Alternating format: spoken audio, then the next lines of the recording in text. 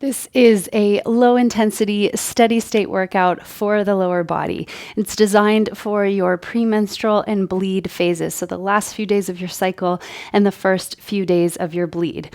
The goal in today's practice is to stay in that low-intensity, steady-state working zone that leverages our body's preference for fat burning during this time because we are staying in that lower intensity threshold, and it helps us improve circulation. It helps us still work the legs, but without contributing to the state of stress that our bodies tend to be under as we prepare for menstruation. So we see things like our hormone levels take a nosedive. They plummet very sharply at the end of the cycle. This cues inflammation to rise in preparation for menstruating, for our period. So what we want to do is dial back our efforts so that we're not contributing to further stress and inflammation in the body. So this one is very gentle. It should be slow and steady, nice and easy, something that you could continue for a long period of time, and something that's going to work the legs but without over-activating or over-exerting. So we're working through a lot of the basic movement patterns that you might have been touching on in the first weeks of your cycle, and now we're using this as more of a steady state, kind of a cardio workout, but just really something to improve circulation in the lower body, which can be great to facilitate and promote that healthy flow. We have 8 exercises in this practice, and we're completing them in 1-minute continuous intervals for 3 rounds.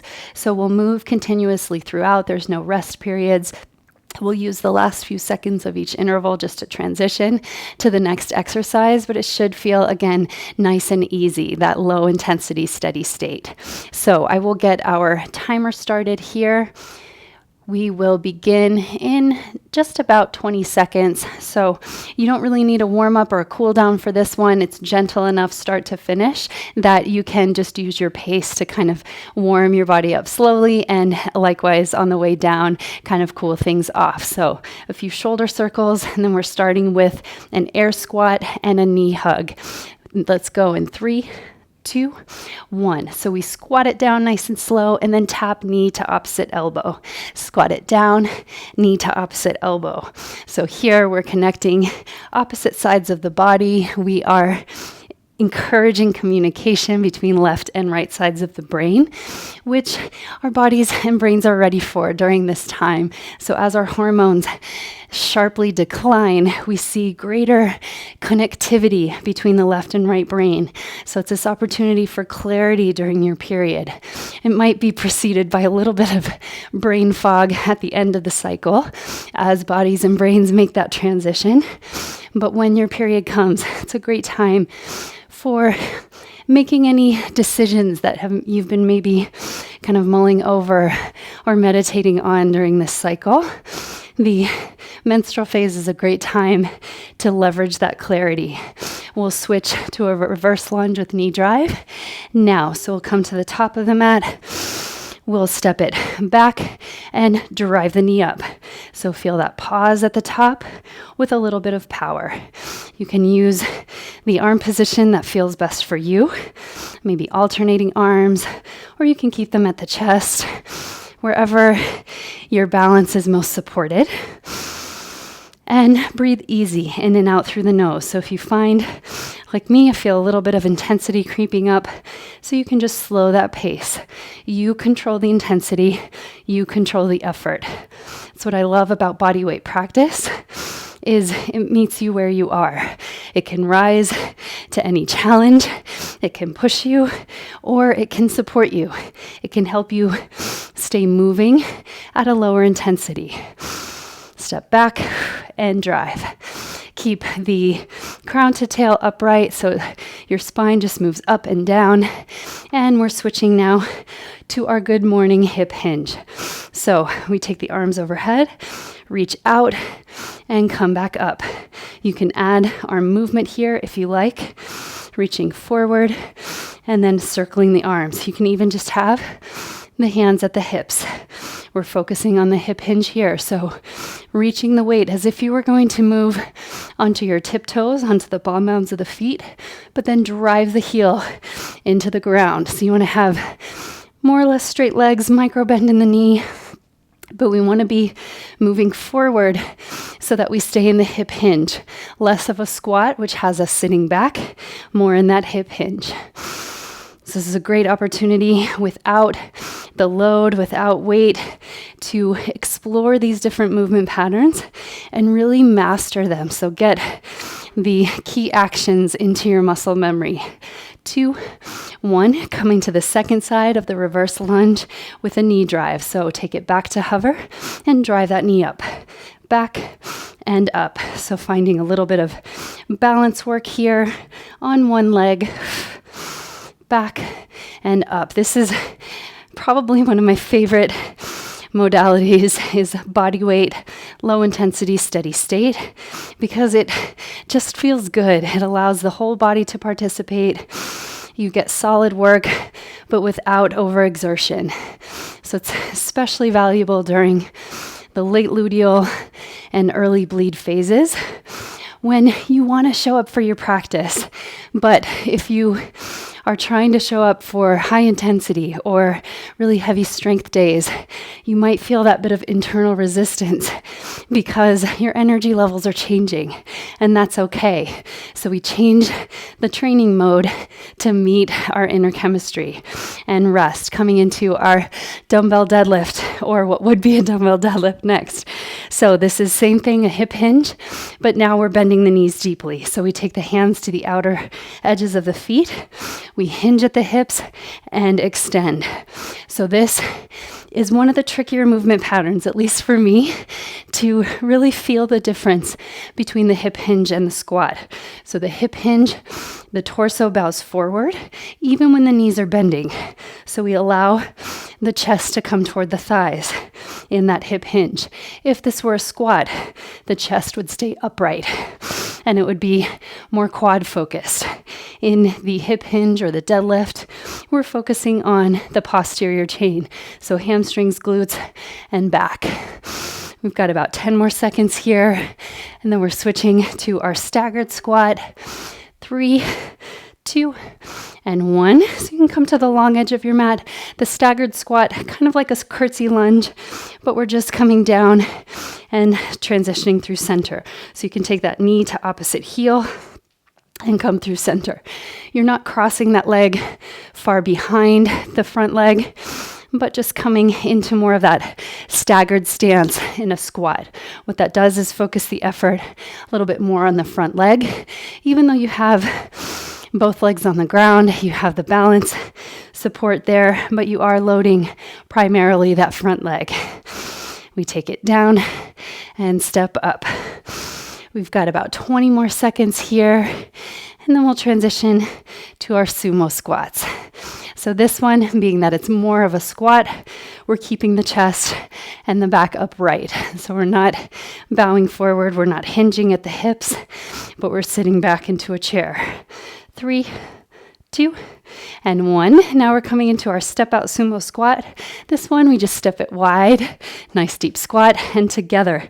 Keep the toes turned out so that you can activate the inner thighs and the outer glutes. We squeeze together at the top, step it nice and wide, sink low, and step together. So again, the pace here is very slow. You'll have an elevated heart rate, but you should be able to carry on a conversation. It should feel pretty steady and smooth. This is that time in the cycle where we have a quicker time to exhaustion, and every movement takes a little bit more effort because we have lower blood plasma volume, which means there's less fluid in the blood, it's thicker, and the heart has to work harder to deliver oxygenated blood to our working muscles. So you might find that your intensity threshold feels lower. And switch. We're coming into a side lunge with a reach. So here, just side to side, reaching forward. But in this one, the toes are turning towards the long edge of your mat. So rather than turning out, they stay facing forward. So we're coming just side to side, now exploring this plane of motion in the lunge. Reaching forward and back, sink down and come up. This one, The side lunge has that squat key action. So we're keeping the head and chest elevated, not dipping the torso down. Reach it forward and come back up. So these deload days precede the more intense work that might be coming in the follicular phase. That's why we allow the body to recover fully. 3, 2, 1. Coming into round 2, that squat with the knee twist. So we squat down and touch elbow to opposite knee. So it's important to rest just as hard as you want to work in the next phase. So you've probably heard me say, you might have heard that your period is that window of opportunity, that low hormone window where you can put in really intense, really heavy strength training days. And that is true, but only when it's preceded by a period of recovery. So during this higher inflammation time at the end of the cycle, and as your body prepares for and initiates menstruation, it's important to dial it back. So I like to reserve those heavier efforts for after day 3, after the heaviest flow days, when we can then recruit more integration in the pelvic floor. Rest, come to your reverse lunge with knee drive. Because in this phase of the cycle, what we're looking for, drive it up, is more of the relaxation response in the pelvic floor. So we're looking to promote the downward flow of energy. And certainly engaging and toning the pelvic floor will not impede menstrual flow. It won't stop your period from happening, but it can contribute to things like cramps or discomfort in the bowl of the pelvis.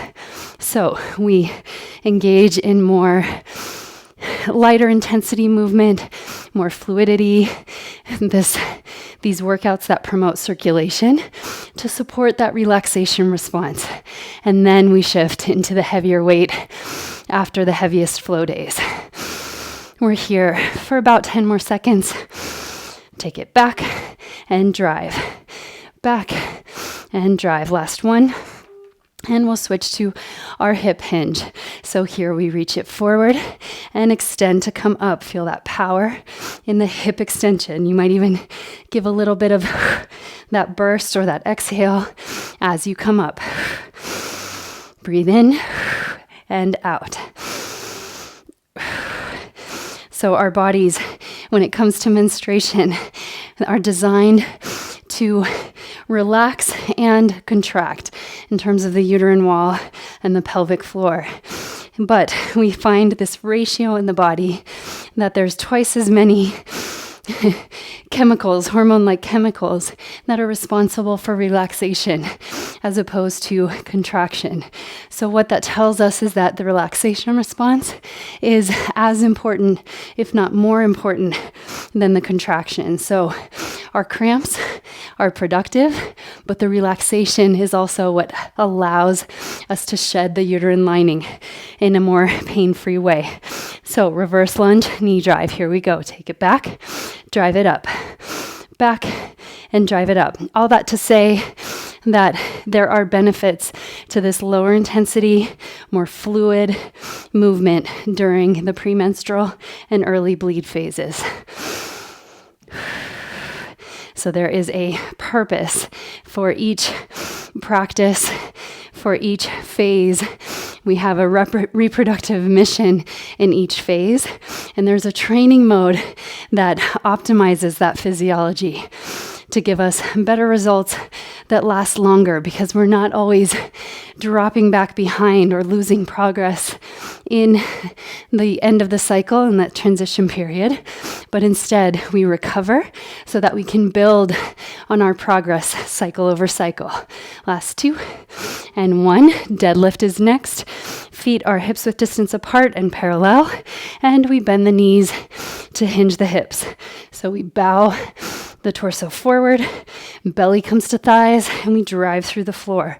Drive the feet into the floor to extend the hips.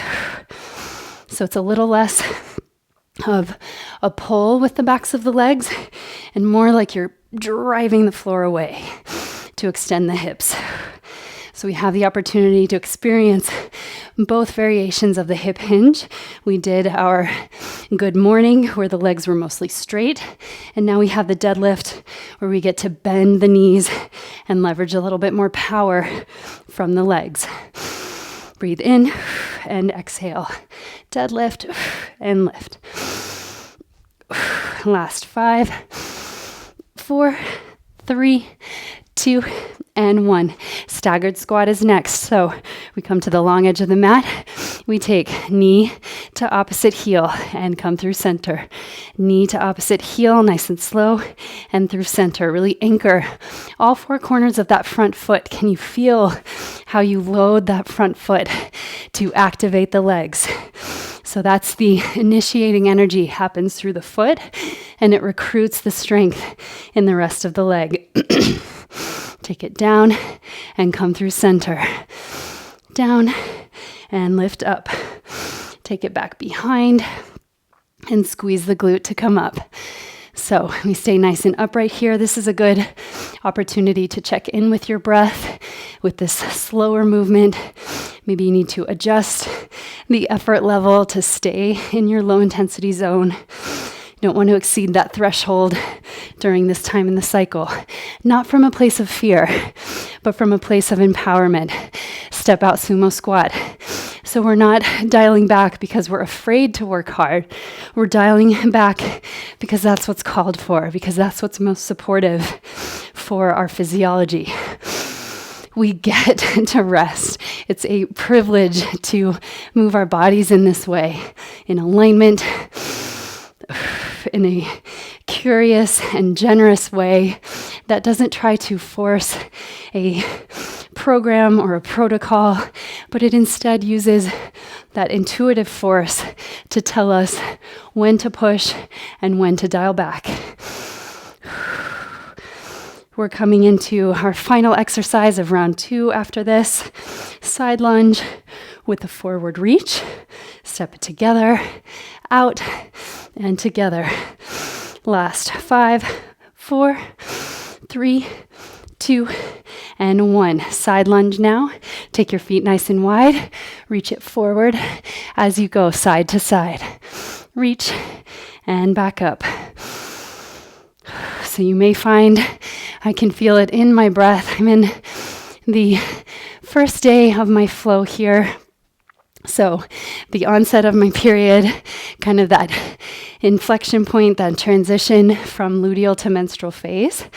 And I can feel it in my breath, the exertion, that less effort leaves me more breathless. And part of that is the added inflammation that happens at this time, the change in blood volume or blood plasma volume, the change in sodium levels, lots of things that take our performance indicators to kind of more of a baseline. I like to think of the luteal phase as our baseline, kind of our starting point, and then we get to move up and work harder in the follicular phase. Squat with that knee tap. Rather than seeing kind of the follicular phase as our baseline and then we dip down, what if we reframed that and saw the luteal phase as kind of our baseline neutral point, and then we level up or we push a little harder in the follicular phase. It's part of the gift of cyclical fitness as we get to experience a fuller spectrum of fitness, of effort, of ability, because we're meeting our hormones and our physiology each day of the month. So rather than staying at kind of a level effort, consistent the entire time, we get to have more of this nonlinear, this curved effort profile. Come into reverse lunge next. So with the straight line, it means we're always working too hard or not hard enough. As we adopt our fitness to our curve, to our hormone curve, we are meeting the effort with our physiology. So we're working hard when the body supports it.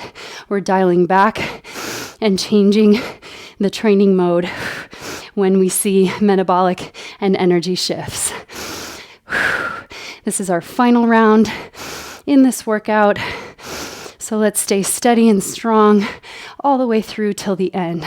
Step it back, drive that knee up. About 20 more seconds here, and then we're coming into the good morning hip hinge.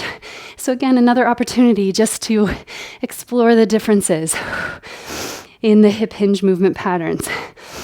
We're here for 5, 4, 3, 2, and 1. Feet come together, hips width distance, and we hinge at the hips with straight legs. So we reach it out and come up. So you feel more of the hamstrings, more of the glutes working here. Because we don't have that bent knee driving through the floor to extend the hips. So it's more of the action in the hamstrings facilitating the hip extension. So we reach out and drive the hips. Be mindful not to thrust the hips too far forward, but just come to that nice neutral place right at the top. Reach it out and come up. We're here for about 15 more seconds. Reach and come up.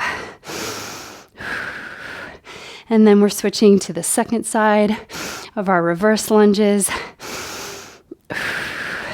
Last 3, 2, and 1. Reverse lunge with a knee drive. So we step it back, hug that knee in. Keep the chest and spine elevated the whole time. So straight up, straight down. That helps keep your lungs nice and spacious so you have room to breathe fully in and out, to deliver oxygen more efficiently, especially during this time where it's a little bit harder for your heart to pump blood. We also see kind of as hormones drop off, there's more sympathetic drive, so the body is less resilient to stress. So this low intensity, steady state work can help balance that stress. It can help tap into feel-good hormones at a time when they drop off with a decrease in estrogen. We see serotonin levels drop. So this type of movement can help elevate your mood. And rest, coming into our deadlift next with bent knees. So we come outer edges of the feet, drive through the heels to come up. Feel the difference. So the action in the upper body is the same. It's the drive and the activation in the legs that is different. So we still take crown to tail in that hinge. They lower and lift at the same rate, but now we're bending the knees. We're getting more drive, and it's more of a push into the floor to extend the hips up, down, and lift up. Breathe in and out. We're here for 15 more seconds, and then we're coming in the home stretch of this workout. So it should still feel nice and easy. Maybe you've got a little bit of a sweat going, but certainly not at your max intensity or overexerting. Come up through center, staggered squat next. So we take knee to opposite heel, sit it back, and rise up. So this is a squat, which means we're sitting back into a chair. The head to crown stay upright and vertical the whole time. So this works on range of motion in the hips, because to keep the chest elevated, to keep the spine vertical, you have to rely on that mobility in the hips. Otherwise, you'll find that your torso dips forward. So here, just focus on that squat positioning, that squat alignment to keep the torso elevated. We've got just 2 exercises after this.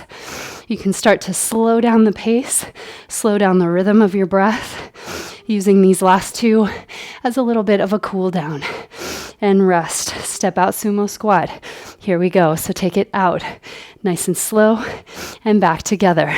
Take it out to the side and squeeze it up. So again, slowing that pace so that you're not going to come crashing down at the end, but you should be kind of in that pretty low to moderate working zone anyway. So kind of more your warm up or cool down intensity throughout the entire workout. So you should be safe to use these last few movements as your cool down and just be on your way. It's a short and sweet 24 minutes of fluid movement. Hope you feel that little bit of circulation in the legs. Maybe you feel kind of some energy come loose so that you can use it for the rest of your day. 3, 2, and 1. Coming into our side lunge with that front raise next. So we reach out and come back up. I love these workouts, especially during low energy days, because they don't have to be intense. You can move as slowly, as fluidly as you like. But then when you walk off your mat, when you finish the workout, chances are you've sort of tapped into your natural energy source and you feel maybe a little bit more awake, a little bit more uplifted, a little bit better prepared to carry on through the rest of your day. So let's use this last 20 seconds to really slow it down, to really enjoy moving your body side to side. Reach and breathe. Last 3, 2, and 1. Come up, slowly step the feet together. You might take a big shoulder roll, shake it out, a few rotations. Let's enjoy a huge breath together. Inhale, breathe. And exhale, sigh.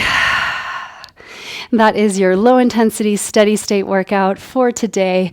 I want to thank you for showing up during what can be sometimes challenging and tricky part of your cycle. Thank you for being here and for letting your body be moved.